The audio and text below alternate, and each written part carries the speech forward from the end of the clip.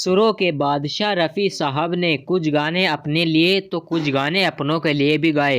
ये गीत मोहम्मद रफ़ी साहब की ज़िंदगी के बहुत अहम गीत थे और इन गीतों से कई दिलचस्प कहानियां भी जुड़ी हुई हैं। इन गानों को रफ़ी साहब के एक बहुत बड़े फ़ैन उमेश मखीजा ने बहुत ही संभाल कर रखे हुए हैं। जिस घड़ी मौका रफ़ी साहब की बेटी के निकाह का था तो रफ़ी साहब ने अपनी बेटी को एक अनमोल तोहफा दिया, ऐसे गाने का जिसे उन्होंने खुद कंपोज किया और खुद गाया भी।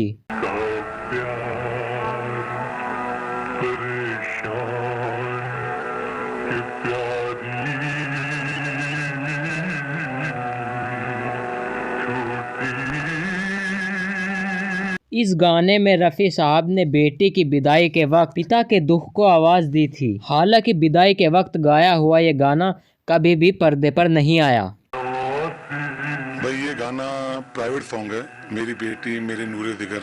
वो रफ़ी साहब ने अपनी बेटी को एक गिफ्ट के तौर पे ये गाना गाया था, खुद कंपोज किया था, खुद ही उसको गाया था और अपनी बेटी के लिए गाया था। लेकिन पर्दे पर नहीं आने वाला ये रफ़ी साहब का इकलौता गाना नहीं था। रफ़ी साहब ने ऐसे ही बहुत से गीत गाए और इन सभी से कोई न कोई दिलचस्प दास्तान जुड़ी हुई है, जैसे कि ये गाना।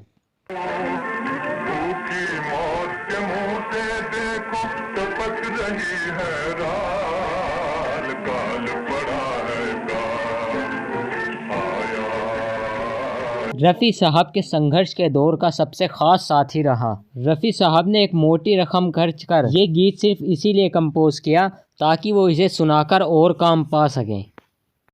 खुद कंपोज करके खुद ही गाया और उसमें तकरीबन रफ़ी साहब का उस वक्त 8,000 खर्चा हुआ था।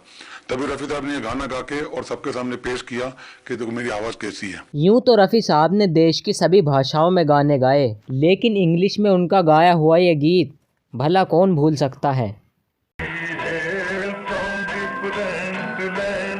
We shall one